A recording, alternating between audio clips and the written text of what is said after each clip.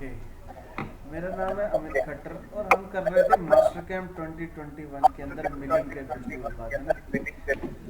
तो last time हम देखना चाह रहे थे कि एरिया मिल कैसे चलता है। तो हमने कंटूर किया था, एरिया मिल किया था। एरिया मिल में हमने सिंपली हाँ जी। एक रीजन सेलेक्ट किया और उसके अंदर हमने मतलब रफिंग करना चाह रहे हैं बेसिकली। एक टूल लिया हमने, सपोज 20 mm का, और कुछ कुछ चेंजेस किए थे हमने, जैसे डेप्थ ऑफ कट वगैरह दिया, ये वो कुछ ऐसी चीज़ें। ट्रांजिशन कैसी चाहिए आपको, टोटल डेप्थ कितनी चाहिए,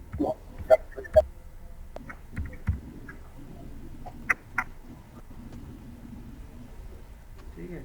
तो ये हमारा बन गया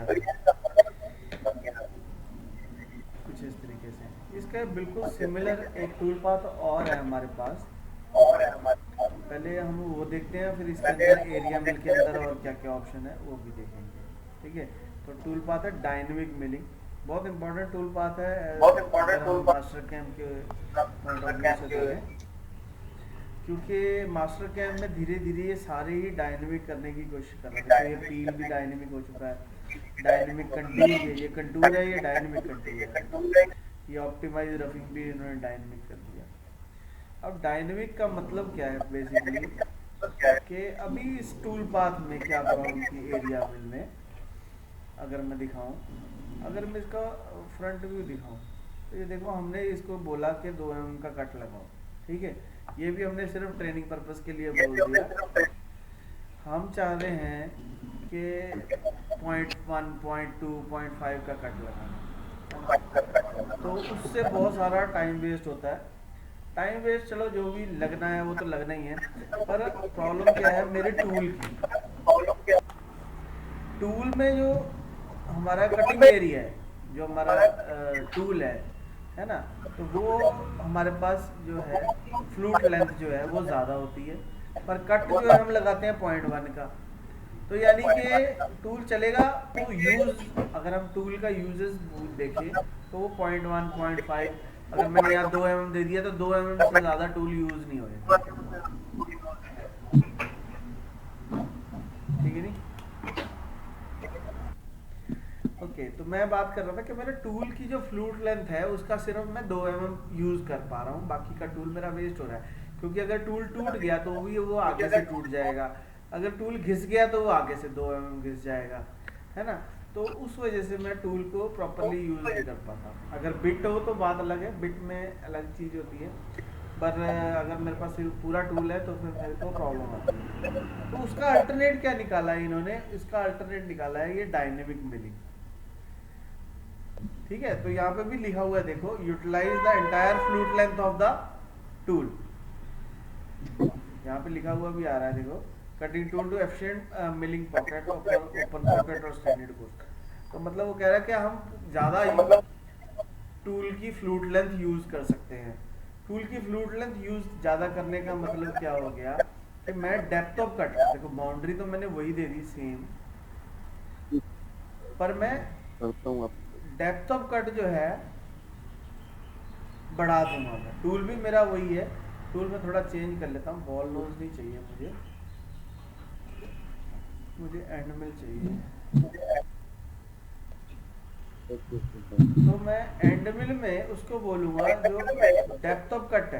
हमने तो एक और जगह टेबल ਜਿਹੜੀ ਅਸੀਂ ਬਾਕਸ ਦੇਖੀ ਸੀ। दो हाँ चीज़ें हैं, यूजिंग वाले बॉक्स। दो चीज़ें होती है, एक होता है स्टेप ओवर और एक होता है डेप्थ ऑफ कट। तो वो जो आना तो मैंने पहले। डेप्थ ऑफ कट मैं बढ़ा सकता हूँ, मैंने कहा जी मुझे 12 mm का डेप्थ ऑफ कट चाहिए, और मैंने उसको टोटल भी बोल दिया कि -12, यानी कि सारा का सारा मटेरियल मैं सिंगल कट में और मैं अपनी निकालूंगा। करता हूँ पर टेस्ट स्टेप ओवर जो है मैंने कम कर मैक्सी भी दिया। है। स्टेप ओवर क्योंकि मैंने अब पास में 10 टूल में के डाई का 10 या दस 12% कर सकते हैं।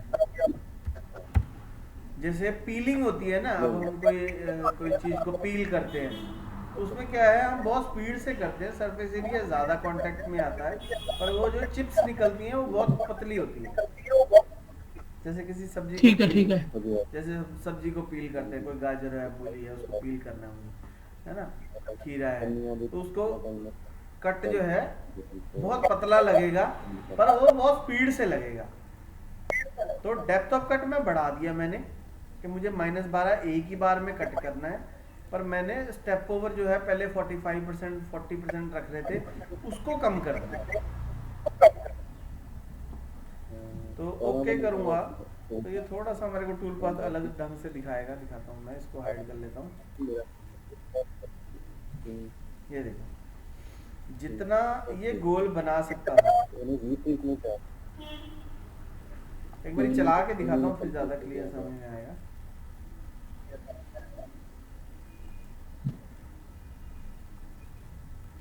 ओके और कुछ पहले तो ये सर्कुलर शेप में चल रहा है, देखो हमने उसको सेंटर नहीं बताया, वो उसने अपने आप फाइंड आउट किया है कि कहाँ सेंटर होगा, और उसके बाद देखो ये कुछ इस तरीके से चल रहा है।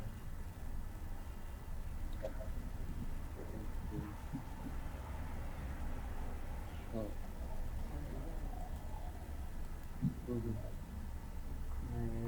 ये लंबे है अगर मैं इसके पैरामीटर में जाऊँ, स्टॉक देते हैं। यही क्या अभी इधर ਉਹਦਾ ਵੀ ਉਹਦਾ ਫਾਲਟ ਆਇਆ ਹੋਵੇ ਵੈਰੀ ਲਾਈਕਲੀ ਦਾ ਵੀ ਪੋਜ਼ਿਟਿਵ ਆ ਜਾਂਦਾ ਗਲਤ ਟੈਸਟ ਵੀ ਹੋ ਜਾਂਦਾ ਪਰ ਉਹਦੇ ਵੀ ਕੰਮ ਹੁੰਦੇ ਨੇ ਕਿਉਂਕਿ ਜਿਹੜਾ ਟੈਸਟ ਹੈਗਾ ਇਹ 95% ਹੀ ਰਾਈਟ ਹੈਗਾ ਕਈ ਵਾਰੀ ਇਹ ਨੈਗੇਟਿਵ ਵੀ ਪੋਜ਼ਿਟਿਵ ਦਿਖਾਉਂਦਾ ਬਸ ਉਹ ਵੀ ਆਪਾਂ ਆਪਣੀ ਬੋਡੀ ਨੂੰ ਕੰਟਰੋਲ ਕਰੋ ਕਿ ਬੁਖਾਰ ਵਗੈਰਾ ਦੇ ਆਪਾਂ ਉਹਦੇ ਚੈੱਕ ਕਰਦਾ ਦਿਨ ਚ 2-3 ਵਾਰ 30 mm दे दिया मैंने इसको। ਉਹਨੂੰ ਬੁਖਾਰ ਹੁੰਦਾ ਸੀ ਤੇ ਜਾਂ ਕੋਈ ਜ਼ੁਕਾਮ ਲੱਗਦਾ ਵਾ ਮਤਲਬ ਕੋਈ ਵੀ ਸਿੰਪਟਮ ਆਉਂਦਾ ਵਾ ਹੈ ਨਾ ਤਾਂ ਉਹਨੂੰ ठीक है, इन दोनों को सिलेक्ट करके वेरीफाई करते हैं।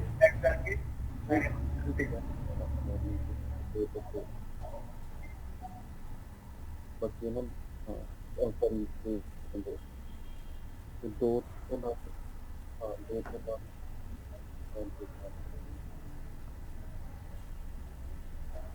एक्चुअली मुझे सिंगल टूल चलाना है, मुझे नीचे वाला ही चलाना है, मुझे ऊपर वाला नहीं चलाना।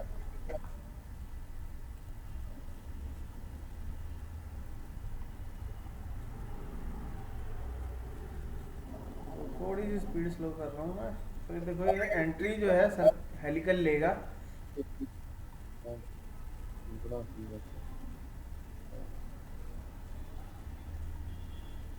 और उसके बाद पीलिंग स्टार्ट। बहुत बारीक बारीक कट लगेगा इसमें। ज़्यादा करीब ਹੁੰਦਾ ਵੀ ਨਹੀਂ ਹੈਗਾ मतलब इससे हमारा कम से कम पता नहीं नहीं होगा तो 3 to 4 टाइम्स टाइम कम लगेगा as compare to conventional machining में। जो हम सिंपल मशीनिंग करते हैं उससे 3 से 4 गुना कम टाइम लगेगा। मतलब अगर कोई चीज़ पहले 10 मिनट में हो रही थी तो इसमें उम्मीद की जा सकती है कि 3-4 मिनट में कंप्लीट हो जाएगी, 2 मिनट में। क्योंकि उसमें मैं 0.5 ये कोई भी मटेरियल में कर क्वालिटी। कोई भी मटेरियल में कर सकता है क्या? हाँ हाँ कोई भी मटेरियल में हाँ कर सकता है क्या? हाँ हाँ। मतलब अगर 10 वैसे स्टील में हो, स्टेनलेस एसएस में है तभी कर सकता है क्या? नहीं नहीं, सब जगह ही कर सकता है, वो डिपेंड करेगा कि अब डेप्थ ऑफ कट कितना देना है उसके ऊपर। वही वो टूल में भी ओके उतनी ओके ओके पावर हो, या है ना कितने डाई का टूल है उसके ऊपर भी डिपेंड करेगा थोड़ा सा, है ना। तो कितना ओके तो कितनी फिनिशिंग चाहिए उस पर भी डिपेंड करेगा। पर बेसिकली हमारा मकसद ये है कि फ्लूट लेंथ ज़्यादा यूज़ करने से हमारे टूल की लाइफ इंक्रीज हो जाएगी। जो सिर्फ आगे वाली 2 mm 0.5 mm टिप यूज़ हो रही थी उसकी बजाय पूरा टूल यूज़ होना शुरू हो जाएगा। तो उससे मेरा कटिंग बिल्कुल टाइम भी कम हो जाएगा और फ्लूट लेंथ भी ज़्यादा यूज़ हो जाएगी। तो यूटिलाइजेशन ऑफ टूल और टाइम से दोनों प्रोपोर्शनली होगी। ओके तो मतलब मास्टर कैम वालों का कहना ये है कि आप डायनेमिक मिलिंग से ही मशीनिंग करें। ये पहले नहीं होता था, ये ठीक है। 2018 में ही स्टार्ट हुआ था ये। 18 से पहले वाले में डायनेमिक मिलिंग नहीं थी। कब स्टार्ट किया है 21 में? ना ना 18, 2018 में, 2000 मास्टर कैंप 2018 ओके में भी ओके। है ये डायनेमिक मिलिंग। ये हम्म। सिंगल साइड कट करता है, ये जो रेड लाइंस हैं इसका मतलब ये फास्ट जाएगा यहाँ वापस। अब ये चीज चाहे ओपन प्रोफाइल हो चाहे क्लोज प्रोफाइल हो, दोनों जगह चलेगी।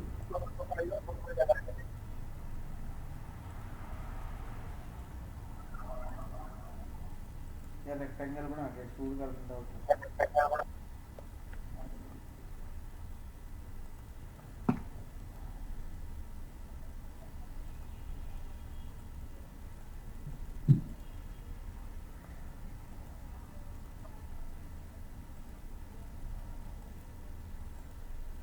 पहले हमने क्लोज प्रोफाइल बनाई थी, अब हम ओपन प्रोफाइल बना रहे हैं।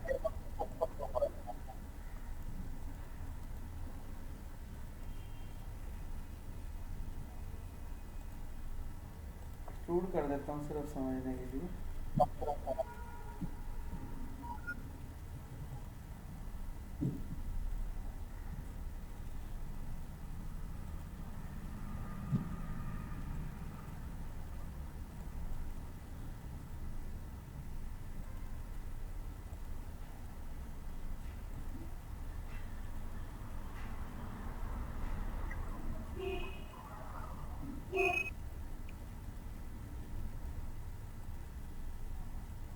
इसको 30 mm कर देता हूँ।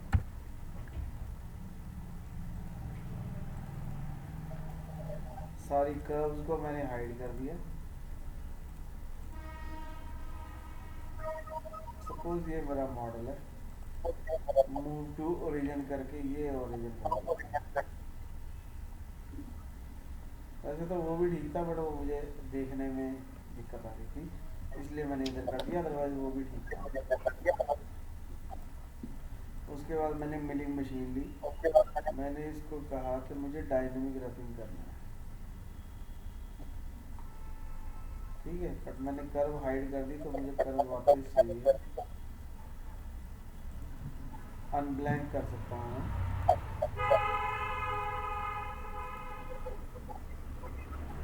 कलर ठीक कर देते हैं, ठीक है। तो इतने एरिया को मुझे करना है। या एक और तरीका अगर मैं सिखाऊं, तो डायनेमिक मिलिंग में जब हम लेते हैं मशीन रीजन, देखो अभी हम पहले ये मशीन रीजन आ गया, यहाँ पे सिर्फ वायर फ्रेम ऑन होता था, अब यहाँ पे 3D भी ऑन होने लग गया। यानी कि दो तरीके हैं, एक तो मैं ये स्केच सेलेक्ट कर सकता हूँ, बट इससे मुझे नुकसान क्या हो रहा है कि ये एक्स्ट्रा बना रखा है मैंने थोड़ा सा स्केच, तो वो फिर टूल यहाँ पे भी जाने की कोशिश करेगा, उसको थोड़ी पता है कि मॉडल वहाँ है। तो हम क्या करेंगे, हम 3D वाली ले लेंगे और 3D में ये वाला फेस सेलेक्ट कर लेंगे, तो उसने अब ऑटोमेटिकली देखो बाउंड्री सेलेक्ट कर ली। पर ये फेस सेलेक्ट करने से पहले यहाँ पे देखो फेस हुआ हुआ है ऑन, या ये हुआ हुआ है। जो चीज़ चाहिए, अगर आपको सिंगल लाइन चाहिए तो ये कर लो, अगर फेस है तो ये कर लो, बाउंड्री है तो ये कर लो, जो चीज़ चाहिए उसके अकॉर्डिंग आप select कर सकते हो। तो मुझे फेस चाहिए था और यहाँ से फेस ऑन था, तो मेरे को कोई दिक्कत नहीं, मैंने सेलेक्ट किया, ओके सेलेक्ट हो गया। पर व्यू देखेंगे तो ये एरिया को कटिंग करनी है अब डायनेमिक मिलिंग से, ठीक है। तो यानी कि मैं ओके 2D स्केच भी ले सकता हूँ और मैं 3D की एजेस भी ले सकता हूँ, दोनों ऑप्शन है मेरे पास।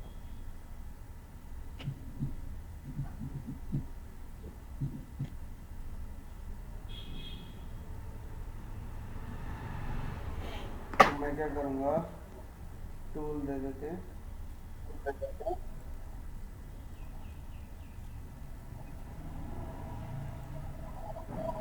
फ्लैट एंड मिल 20 mm का। कटिंग पैरामीटर में मैंने बताया कि स्टेप ओवर मुझे कम रखना है और डेप्थ ऑफ कट मुझे ज़्यादा रख सकता हूँ मैं, depending on the fluid length of tool. तो यहाँ पे -15 के -15, टोटल डेप्थ कितनी, -15। -30 2 कट लगाएगा, 15 आएगा मुझे। ठीक है, एंट्री कैसे करनी है, हेलिकल करनी है, प्रोफाइल के हिसाब से करनी है, रेडियल करनी है, बहुत सारी ऑप्शंस है, प्लंज करनी है। तो हेलिकल कर देते हैं इसको। ओके,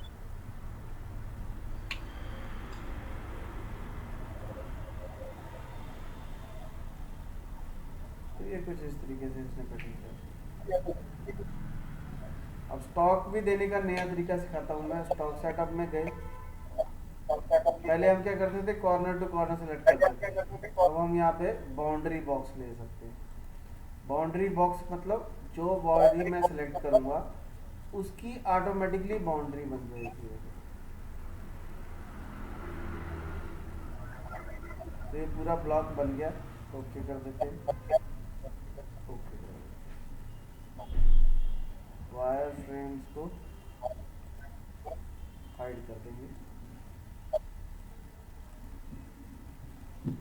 और अगर मैं अब इसको वेरीफाई करके देखूं,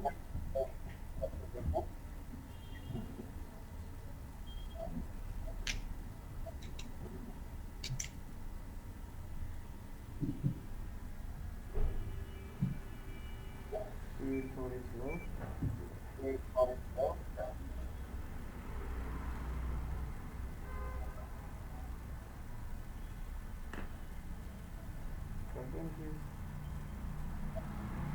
यहाँ से टूल बार ऑन कर दो। तो ये देखो, एक साइड कटिंग कर रहा है, वापसी में तेज आ जाता है ये।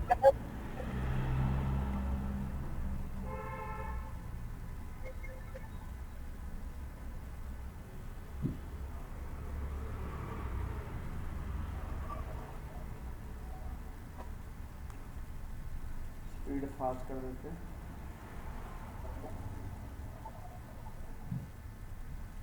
ये तो सिमुलेशन स्पीड है, इसका ओरिजिनल टाइम से कोई फर्क नहीं पड़ेगा। ओरिजिनल टाइम उतना ही आएगा, टोटल लेंथ उतनी ही है। ठीक है।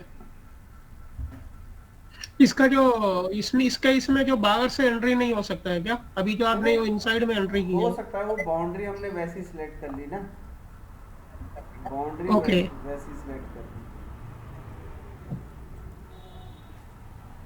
एक्चुअली इसके लिए, ये तो मैं सिर्फ समझाने के लिए मैं एग्जांपल बना रहा था। ये एग्जांपल बिल्कुल इसके ऊपर सूट नहीं करती। अगर यहाँ ऐसी चीज़ को चलाना है तो ये ऑप्टिमाइज रफिंग करेंगे। मैं सिर्फ समझा दिखा देता हूँ आपको, इसको बाद में हम डायनेमिक हाँ रफिंग हाँ को हाँ, दोबारा बाद में करेंगे। तो इस ठीक है। ये भी सेम चीज़ ही है, जैसे वहाँ पे 2D डायनेमिक था वैसे ही ये भी है, बट इसमें मुझे डेप्थ नहीं बतानी पड़ती, वो ऑटोमेटिकली कैलकुलेट कर लेता है।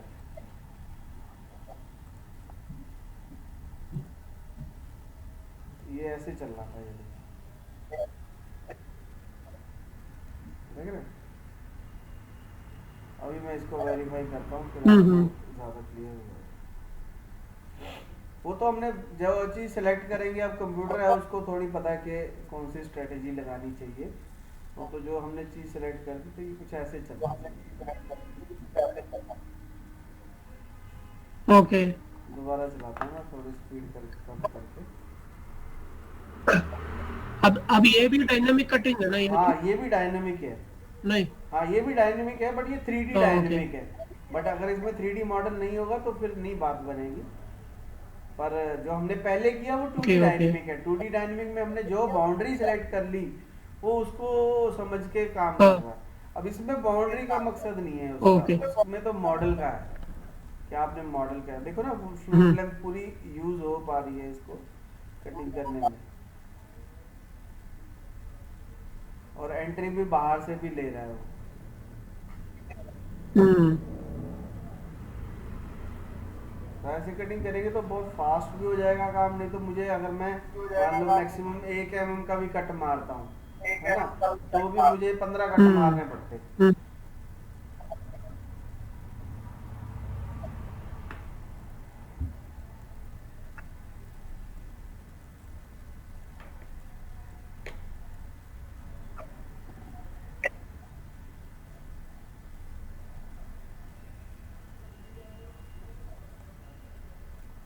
ठीक हो गया ना। ओके। तो ये हमारा काम था इसके लिए हम्म। कि हम मैं समझाना ये चाह रहा था कि डायनेमिक का फायदा ऑप्टिमल क्या 3D होता में है। आ गया। हाँ उसको छोड़ दो, आप भूल जाओ। मैं समझाना चाह रहा था डायनेमिक मिलिंग और एरिया मिलिंग में डिफरेंस, कि एरिया मिल में मेरे ठीक को है। छोटे छोटे कट लगाने होते ओके। हैं, बट मैं स्टेप ओवर जो है वो ज़्यादा दे सकता हूँ, 40 to 45% दे सकता हूँ टूल के डाई के अकॉर्डिंग। बट इस डायनेमिक मिलिंग में स्टेप ओवर कम कर देंगे बट डेप्थ ऑफ कट बढ़ा देंगे। हम्म। ठीक है ना, वो भी डिपेंड करेगा कि हमारा मटेरियल कौन सा ये है। स्टेप ओवर जो हाँ ये स्टेप ओवर जो कटर का डया है उसका कितना परसेंटेज तक मैक्सिमम दे सकता है? देखो, जो तो सिंपल मशीन मिलिंग होती है उसमें जब हम रफिंग कर रहे हैं तो 40 to 45%। जितनी ज़्यादा आपको फिनिशिंग चाहिए उसके ओके। हिसाब से वो कम होता जाता है स्टेप ओवर। पर डायनेमिक मिलिंग में 10 से 12% हम्म। मैक्सिमम है।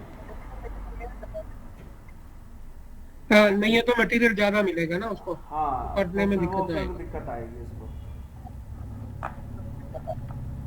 ओके। ठीक है, तो ये हमारा डायनेमिक मिलिंग। ठीक है, अभी मैं आपको एरिया मिल में भी दो चार हमारी ऑप्शन रह गई थी, वो मैं सिखाता हूँ नेक्स्ट ट्यूटोरियल में। इसको फाइल को सेव करते हैं। अगर कोई दिक्कत आए तो कमेंट बॉक्स में लिखना, लाइक भी करना हमेशा वीडियो को। है ये तो इम्पोर्टेंट है।